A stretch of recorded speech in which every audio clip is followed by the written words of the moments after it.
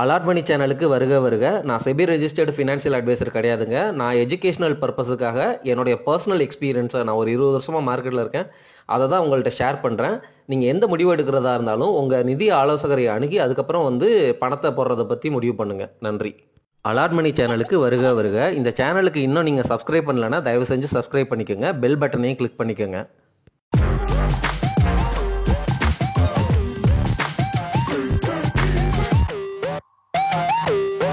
அனைவருக்கும் வணக்கம். நம்ம இதுவரைக்கும் பண்ண ப்ரெடிக்ஷன் எல்லாமே பக்காவாக போயிட்டுருக்கு. இப்போது 22,000 நிஃப்டி டபுள் பாட்டம் அடித்தது தான் பாட்டம் அப்படின்னு ப்ரெடிக்ட் பண்ணியிருக்கிறோம். அது பாட்டமாக இல்லையா அப்படிங்கிறத காலம்தான் பதில் சொல்லும். இந்த நிஃப்டி 22,000 அப்படிங்கிற ரேஞ்சுக்கு 2 தடவை 21,750 அப்படிங்கிற புள்ளியை பாட்டமாக தொட்டுட்டு டபுள் பாட்டம் அடித்து மேலே போயிருக்கு. 24,000 அப்படிங்கிற ரேஞ்சில் இப்போ ட்ரேட் ஆகிட்டு இருக்கு. இந்தியா பாகிஸ்தான் வார் சூழ்நிலை போயிட்டுருக்கு. யூஎஸ்னுடைய ட்ரம்ப் டேரிஃப் எஃபெக்ட் இன்னமும் போயிட்டுருக்கு. 90 நாள் கழித்து அவர் வேறு டைரக்ஷன் எடுத்தார், அது இந்தியாவுக்கு பாதகமாக இருந்துச்சு அப்படின்னா மறுபடியும் மார்க்கெட் உடையும்.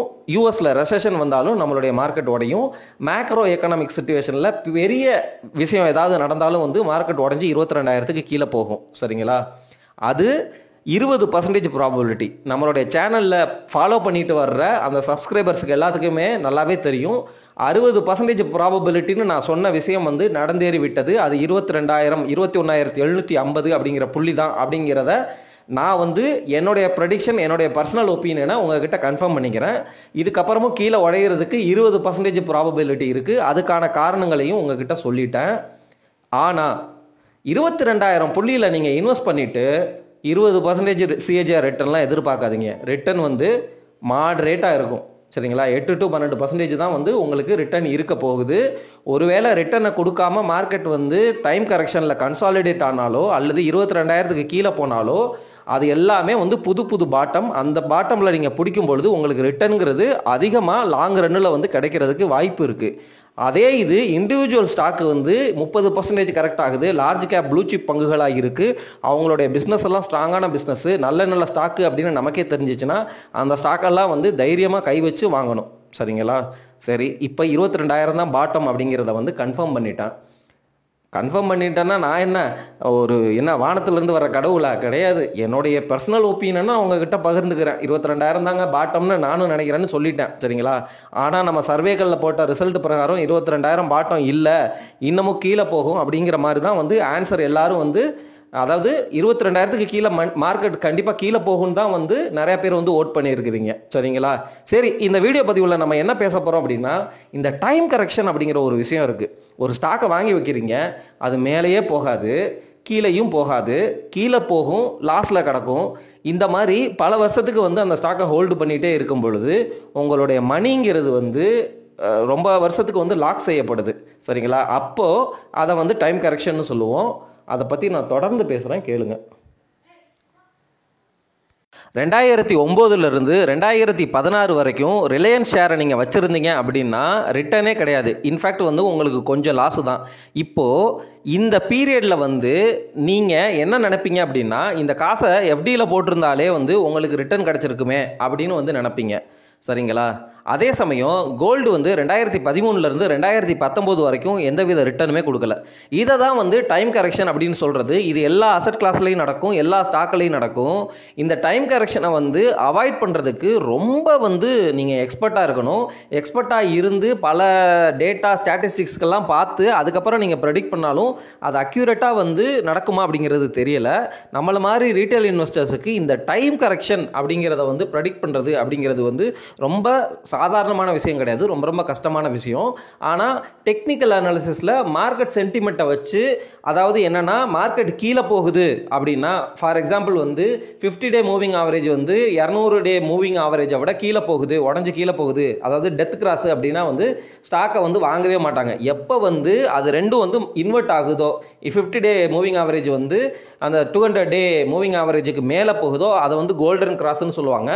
அது வரைக்கும் வெயிட் பண்ணி அந்த கிராஸ் ஆகும்போது மட்டும் வந்து இன்வெஸ்ட் பண்ணுற இன்வெஸ்டர்ஸ் எல்லாம் இருக்கிறாங்க. அவங்க எல்லாமே வந்து டெக்னிக்கல் அனாலிசிஸ், நான் ஒரு உதாரணம் தான் சொன்னேன், இந்த கோல்டன் கிராஸ் டெத் கிராஸ்ன்னு, இது மாதிரி வந்து பல இண்டிகேட்டர்ஸை யூஸ் பண்ணி அது மாதிரி வந்து ஸ்விங் ட்ரேட் பண்ணுவாங்க. ஸ்விங் ட்ரேட்னா என்ன சொல்கிறது, மார்க்கெட் வந்து புல் மார்க்கெட்டாக இருக்குது, மார்க்கெட் சென்டிமெண்ட் நல்லா இருக்குது, இந்த ஸ்டாக்கில் வந்து இந்த ரேஞ்சுக்கு மேலே போனால் வாங்கலாம் அப்படிங்கிற மாதிரி வாங்குறவங்க இருக்காங்க. அது மூலமாக வந்து அவங்க டைம் கரெக்ஷனை வந்து அவாய்ட் பண்ணுறாங்க. சரிங்களா? நம்மெல்லாம் வந்து நீண்ட காலத்துக்கு ஒரு பிஸ்னஸ் கூட பார்ட்னர் ஆகி இருக்க வேண்டிய நல்ல நீண்டகால முதலீட்டாளர். நமக்கு பொறுமை நிதானம் வந்து அவசியம்னு நம்ம தொடர்ந்து பேசிகிட்டே வர்றோம். இப்போது இந்த மாதிரி சூழ்நிலையில் என்ன பண்ணுறது அப்படின்னு தானே கேட்குறீங்க. இந்த மாதிரி சூழ்நிலையில் ரிலையன்ஸை நீங்கள் அமைதியாக வச்சுருந்தாலே 2016 அப்புறம் கொடுத்த ரிட்டர்னுங்கிறது அந்த டைம் கரெக்ஷனுக்குரிய ரிட்டர்னையும் சேர்த்து தான் சிஏஜிஆர் கொடுத்துருக்கு. கோல்டு 2013 to 19 வந்து எந்த ரிட்டர்னும் கொடுக்கலனாலும் அதுக்கும் சேர்த்து வச்சு தான் ரிட்டர்னை வந்து பின்காலத்தில் கொடுத்துருக்கு.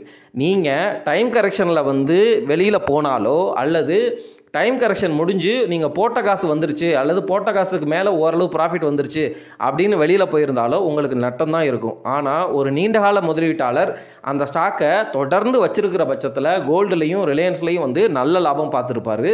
இதுதான் வந்து பெர்ஃபெக்டான உத்தி. அந்த பெர்ஃபெக்டான உத்தி நடக்கிறதுக்கு அந்த அசட் கிளாஸுக்கு வந்து அந்த பொட்டன்ஷியல் இருக்கணும். ரிலையன்ஸுங்கிறது நிஃப்டி 50 உள்ள டாப் மோஸ்ட் கம்பெனி, புரியுதுங்களா? மிகப்பெரிய கம்பெனி. அந்த கம்பெனி 20 வருஷம் கழிச்சும் இருக்கும். அந்த 20 வருஷம் கழிச்சும் அந்த கம்பெனி ஆல் டைம் ஹையை பீட் பண்ணி புது புது ரெக்கார்ட் ஹையை வந்து செட் பண்ணியிருக்குது பாஸ்டில். அதே மாதிரி ஃபியூச்சரில் நடக்கிறதுக்கு வாய்ப்பு இருக்குது அப்படின்னு நினச்சிட்டு அதில் பொறுமையாக ஹோல்டு பண்ணியிருக்கிறோம். நீங்கள் பாட்டுக்கு ஏதோ ஒரு ஜங்க் மிட் கேப்பு ஸ்மால் கேப்பை ஸ்டாக்கை பிடிச்சிட்டு அந்த மாதிரி நடக்கணும் உட்காந்துருந்தீங்க அப்படின்னா வந்து அதுக்கு வந்து நம்ம ஒன்றும் பதில் சொல்கிறது கிடையாது. அப்போது ஒரு ஸ்டாக்கை ஃபண்டமெண்டல் அனாலிசிஸ் பண்ணுறது எவ்வளவு முக்கியம் அப்படிங்கிறத நீங்கள் உணர்ந்து கொள்ளுங்கள். சரி, இந்த டைம் கரெக்ஷனுக்காக தான் டைனமிக் அசட் அலோகேஷனுங்கிற ஒரு கான்செப்டே கொண்டு வந்து இந்த மியூச்சுவல் ஃபண்ட் மேனேஜர்ஸ் எல்லாம் வந்து டைனமிக் அசட் அலோகேஷன், டெப்ட், கோல்டு, அதுக்கப்புறம் US stock market, Indian stock மார்க்கெட்டில் லார்ஜ் கேப்பு மிட் கேப்பு அப்படின்னு சொல்லிட்டு அவங்க வந்து டைனமிக்காக வந்து ப்ரெடிக்ட் பண்ணுறாங்க. இந்த அசட் கிளாஸ் வந்து இப்போ டைம் கரெக்ஷனில் போக போகுது, இந்த அசட் கிளாஸ் வந்து மேலே போக போகுது, அந்த மாதிரி வந்து அவங்க டைனமிக்காக வந்து அசட் அலோகேஷனை வந்து மாற்றிக்கிட்டே இருப்பாங்க. டெப்டிலேருந்து கோல்டுக்கு, கோல்டுலேருந்து ஸ்டாக்குக்கு, இந்த மாதிரி மாற்றி மாற்றி பண்ணிகிட்டே இருப்பாங்க. அந்த மாதிரி உங்களுக்கு ஆப்ஷன் பிடிச்சிருக்கு அப்படின்னா போங்க. டைனமிக் அசட் அலோகேஷன் ஃபண்டினுடைய ஹிஸ்டாரிக் ரிட்டர்ன் என்ன அப்படிங்கிறதையும் பார்த்துக்கோங்க. லார்ஜ் கேப்பு அல்லது மிட் கேப் ஈக்விட்டியோடைய ஃபண்டினுடைய ஹிஸ்டாரிக்கல் ரிட்டர்ன் என்ன அப்படிங்கிறதையும் பார்த்துக்கோங்க. ஸோ இந்த இடத்துல நீங்கள் புரிஞ்சுக்க வேண்டிய விஷயம், எல்லா அசட் கிளாஸுமே டைம் கரெக்ஷனுக்கு போகும். அந்த பீரியடில் நம்மளை பயங்கரமாக சோதிக்கும். உதாரணமாக இந்த ரிலையன்ஸ் வந்து 2009 2016 வரைக்கும் கிட்டத்தட்ட நெகட்டிவ் ரிட்டர்ன் தான் கொடுத்துருக்கு. இந்த 5 வருஷத்தில் நீங்கள் எஃப்டிலையோ for example PPF post office scheme எஃப்டியில் போட்டிருந்தீங்கன்னா உங்களுக்கு என்ன நினப்பு இருக்குன்னா, உங்களுக்கு உங்கள் காசு வந்து க்ரோ ஆயிடுச்சு அப்படிங்கிற மாதிரி ஃபீலிங் இருக்கும். ஆக்சுவலாக வந்து என்னென்னா எஃப்டியில் கிடைக்கிற ரிட்டர்ன் அந்த வருஷம் இருந்த இன்ஃப்ளேஷனை விட கம்மியாக தான் இருக்க வாய்ப்பு இருக்குது, அல்லது அதுக்கு ஈக்குவலாக இருக்கும். சம்டைம்ஸ் தான் ரேராக வந்து 1% அதிகமாக இருக்கும். ஸோ நீங்கள் ஏர்ன் பண்ணது ரொம்ப வந்து கம்மி, 1% தான் வந்து உங்களுக்கு ரியல் ரிட்டர்னாக இருக்கும். அதே சமயம் வந்து எஃப்டியோடைய ரிட்டர்ன் வந்து இன்ஃப்ளேஷனுக்கு கம்மியாக இருந்துச்சு அப்படின்னா அங்கேயும் நீங்கள் லாஸ் தான் பண்ணுறீங்க அப்படிங்கிறத புரிஞ்சுக்கோங்க. இந்த விஷயத்தில் தான் நம்ம மக்கள் எல்லாமே வயராக இருக்கும். அதாவது என்னென்னா, இன்ஃப்ளேஷனே இல்லாமல் வருஷம் 100 ரூபா வாங்கினாலும் ஒன்று தான், இன்ஃப்ளேஷன் இருந்து 110 ரூபா 120 ரூபா அப்படி வாங்கிட்டு போனாலும் ஒன்று தான். ஆனால் மக்கள் வந்து எல்லாரும் என்ன விரும்புவாங்க அப்படின்னா, எனக்கு 100 ரூபான்னு எல்லா வருஷமும் கொடுக்காத, இன்ஃப்ளேஷனை 10% வச்சுட்டு 110 ரூபா கொடு, அடுத்த வருஷம் 120 ரூபா கொடு அப்படிங்கிறது தான் வந்து நம்ம சைக்காலஜிக்கலாக எல்லாத்துக்கும் வந்து பாசிட்டிவாக ஃபீல் பண்ணுறோம். அதனால தான் நம்மளுடைய எக்கானமியும் வந்து இதன் அடிப்படையில் கட்டமைக்கப்பட்டிருக்கிறதோ என்று நான் நினைக்கிறேன். எண்ட் ஆஃப் த டே வந்து ஒரு எக்கானமி அப்படிங்கிறது நம்மளை மாதிரி பீப்புளை வந்து வேலை வாங்கி க்ரோத்துக்கு ஒரு ப்ரொடக்டிவிட்டியை கொண்டு வரணும். அதுக்கு நமக்கு மோட்டிவேஷன் வேணும். நம்ம 100 ரூபாயே வச்சுக்கிட்டு இருந்தோம்னு வச்சுக்கோங்களேன், ஒரு மோட்டிவேஷன் இருக்காது. இன்றைக்கி 100 ரூபா கொடுத்துட்டு, அதாவது இன்றைக்கி 10,000 ரூபா சம்பளம் வாங்குறீங்க, 3 வருஷம் கழிச்சு உங்களோட சம்பளம் 20,000 அப்படின்னா, அந்த 3 வருஷம் கழிச்சு இன்ஃப்ளேஷனில் பார்த்தீங்கன்னா உங்களுடைய ரியல் சம்பளமும் வந்து 10,000 தான். ஆனாலும் உங்களுக்கு 20,000 வாங்குறது அப்படிங்கிறது வந்து ஒரு ஆத்ம திருப்தி. ஸோ இதன் அடிப்படையில் தான் வந்து எக்கானமி கட்டமைக்கப்பட்டு இருக்கிறதோ அப்படின்னு நான் நினைக்கிறேன். ஸோ உங்களுக்கு டைம் கரெக்ஷன் புரிஞ்சிருச்சுங்களா? டைம் கரெக்ஷனில் என்ன பண்ணணும் அப்படிங்கிறதுக்கு, ஒன்று நீங்கள் டெக்னிக்கல் அனாலிசிஸ் கற்றுக்கிட்டு மார்க்கெட் சென்டிமெண்ட்டை வந்து இன் அண்ட் அவுட்டாக புரிஞ்சுக்கிட்டு அந்த மாதிரி ட்ரேட் பண்ணுறீங்களா, அதை நான் வந்து சஜஸ்ட் பண்ணுறதும் கிடையாது, நான் அந்த மாதிரி இன்வெஸ்டரும் கிடையாது. நல்ல அசட் கிளாஸு ஃபண்டமெண்டல் அனாலிசிஸ் பண்ணிவிட்டு பிடிச்சிட்டு அமைதியாக வந்து உட்காருங்க. அந்த அசட் கிளாஸுக்கு பொட்டன்ஷியல் இருக்கும் அப்படின்னு நினச்சி தான் நீங்கள் வாங்கியிருக்கிறீங்க. அந்த பொட்டன்ஷியலை காட்டுறதுக்கு அதுக்கு டைம் ஆகுது அப்படிங்கிறது தான் வந்து அதனுடைய நிதர்சன உண்மை. ஸோ ரிலையன்ஸும் கோல்டும் வந்து அந்த டைம் கரெக்ஷன், இவ்வளோ வருஷ கரெக்ஷனை வந்து அதுக்கப்புறம் கோவிடுக்கு அப்புறம் வந்து பயங்கரமாக ரிட்டர்னாக கொடுத்துட்டாங்க. அப்படின்னாலும் நீங்கள் இன்னமும் வந்து அந்த டைம் கரெக்ஷனை வந்து அவாய்ட் பண்ணுறதுக்கு வந்து நீங்கள் நல்லா மேக்ரோவை புரிஞ்சுக்கணும். அதாவது நம்ம ஜிடிபி எவ்வளோ குரோ ஆகுது, சரிங்களா, ஆயிலோடைய ப்ரைஸ் எப்படி இருக்குது, அப்போ ரிலையன்ஸுக்கு ரிலேட்டடாக எப்படி இருக்கும். ஸோ இந்த மாதிரிலாம் வந்து நீங்கள் தொடர்ந்து அந்த இன்புட்ஸையும் டேட்டாவையும் பார்க்கும் பொழுது எப்போ என்ட்ராகலாம் அப்படிங்கிற அந்த தாட் ப்ராசஸ் வந்து உங்களுக்கு நீங்கள் மெச்சூர்டு இன்வெஸ்டராக மாறும்போது வருங்க. கண்டிப்பாக வந்து நீங்கள் வந்து அந்த டைம் கரெக்ஷனை ஓரளவு அவாய்ட் பண்ணலாம். என்னதான் வந்து டைம் கரெக்ஷனில் இந்த ஸ்டாக்ஸ் எல்லாம் வந்து இப்போ ஃபார் எக்ஸாம்பிள் நானுமே HUL, HDFC பேங்க்கு, கோட்டக் பேங்க்கெல்லாம் வந்து முன்னாடியே வாங்கிட்டேன். ப்ரைஸ் வந்து 3 வருஷமாக அப்படியே தான் கிடக்குது. ஆனால் இந்த மார்க்கெட் வந்து 20% உடையும் பொழுது இந்த ஸ்டாக்ஸ் எல்லாம் பெருசாக உடையலை. என்னுடைய போர்ட்ஃபோலியோவில் ஒரு ஸ்டெபிலிட்டி இருந்துச்சுன்னு சொன்னேன். ஸோ இந்த மாதிரியும் உங்களுக்கு ஹெல்ப் கிடைக்கும். எண்ட் ஆஃப் த டே நல்ல பிஸ்னஸ், சரிங்களா, சூப்பரான பிஸ்னஸ். HDFC பேங்க்கு மெர்ஜர் நடந்துச்சு. மெர்ஜர் நியூஸ் வந்தோடனே ஓகோன்னு ஸ்டாக்குனுடைய விலை மேலே கொண்டு போய் வச்சாங்க. இது HDFC பேங்க்குக்கு பயங்கரமாக இருக்கும், ஊகோ இருக்குன்னு சொன்னாங்க, சரிங்களா. அதுக்கப்புறம் வந்து பார்த்தா HDFC பேங்க்கு அந்த HDFCக்குள்ளே உள்ள அந்த என்பிஎஸ் எல்லாம் சால்வ் பண்ணி க்ளீன் பண்ணி இப்போ தான் வந்து அந்த எஃபெக்டிவ்னஸை காட்ட ஆரம்பிச்சிருக்கிறாங்க அப்படிங்கிற மாதிரி தான் தெரியுது. ஆர்பிஐயோட இன்ட்ரெஸ்ட் ரேட் சைக்கிளும் குறைஞ்சதுனால, யூஎஸில் டாலர் இண்டெக்ஸ் உடஞ்சதுனால, இப்போ எஃப்ஐஎஸ்லாம் வந்து சைனா மேலே அந்த ட்ரேட் வார் போயிட்டு இருக்கிறதுனால பாசிட்டிவாக இந்தியாவுக்கு வந்து டேரிஃப் சிச்சுவேஷன் அமைகிறதுனால இன்கம் வந்து உள்ளே வருது. அதாவது எஃப்ஐஎஸ் வந்து இன்வெஸ்ட் பண்ண ஆரம்பிச்சிட்டாங்க அப்படின்னு தான் தோணுது.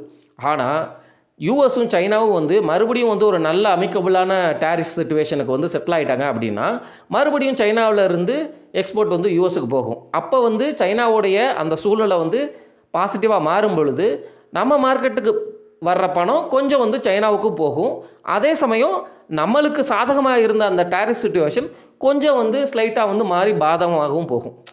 இந்த வீடியோவில் நான் சொல்ல வர்ற விஷயங்களை சுருக்கமாக சொல்லிடுறேன். 22,000 அப்படிங்கிற புள்ளி ஒருவேளை பாட்டமாக இருந்துச்சு அப்படின்னா உங்களுக்கு லாங் ரன்னில் மாடரேட்டாக தான் ரிட்டர்ன் வரும். 8 to 12%, 15% கிடச்சிச்சின்னா அது போனஸ்ன்னு நினச்சிக்கோங்க. பாயிண்ட் நம்பர் 2, ஒரு அசட் கிளாஸ் ரொம்ப வருஷம் டைம் கரெக்ஷனில் இருக்குது, அட்லீஸ்ட் வந்து ஒரு 3-4 வருஷம் டைம் கரெக்ஷனில் இருக்குது அப்படின்னா, உதாரணமாக கோல்டு வந்து 2013 to 2019, அதே போல் ரிலையன்ஸ் வந்து 2009 to 2016. இந்த பீரியடில் ஒருவேளை நீங்கள் 2015லையோ, அதாவது 2015 ரிலையன்ஸ் ஷேரோட விலையை பார்க்குறீங்க, 2018 வந்து கோல்டினுடைய விலையை பார்க்குறீங்க. அப்போ எல்லாருடைய மைண்ட் செட்டு வந்து அவ்வளோதான், கோல்டெல்லாம் இனிமேல் ஏறாது அப்படிங்கிற மைண்ட் செட்டில் யாருமே வாங்காமல் இருப்பாங்க. அந்த சமயத்தில் நீங்கள் என்ட்ரானீங்க அப்படின்னா அது கான்ட்ரா பெட்டு உங்களுக்கு நல்ல ரிட்டர்ன் வந்து கிடைக்கும். டைம் கரெக்ஷன்லையும் வந்து நீங்கள் நிறையா வந்து டைமை சேவ் பண்ணுறீங்க. அதுதான் சூப்பரான பெட்டு. ஒருவேளை டைம் கரெக்ஷனுடைய ஸ்டார்டிங்கில் என்ட்ரு ஆகிட்டீங்க அப்படின்னா உங்களுக்கு ஃப்ரஸ்ட்ரேஷன் வந்து ஜாஸ்தியாக ஆகும். அதை வந்து நீங்கள் பொறுமையாக இந்த அனுபவத்தை உணர்ந்து இந்த விஷயத்தை மைண்டில் வச்சுக்கிட்டு பொறுமையாக காத்திருக்கவும், ஒருவேளை உங்களுக்கு எஃப்டியில் வர்ற ரிட்டர்னை விட கம்மியாக கொடுத்தாலும் லாஸில் இருந்தாலும் அந்த பங்கு குவாலிட்டியாக இருக்கிற பட்சத்தில், சேல்ஸ் நல்லா இருக்கிற பட்சத்தில், ப்ரொமோட்டர் ஸ்ட்ராங்காக இருக்கிற பட்சத்தில், ஒரு நல்ல குவாலிட்டியான பிஸ்னஸாக இருக்கிற பட்சத்தில் just hold on, stay put. உங்களுக்கு வந்து கண்டிப்பாக வந்து ரிட்டர்ன் வந்து இன்னும் கொஞ்சம் வருஷம் கழித்து அந்த மார்க்கெட்டு மாறும் பொழுது, உங்களுக்கு அந்த மார்க்கெட் சைக்கிள் மாறும் பொழுது கண்டிப்பாக வந்து ரிட்டர்ன் கிடைக்கும்.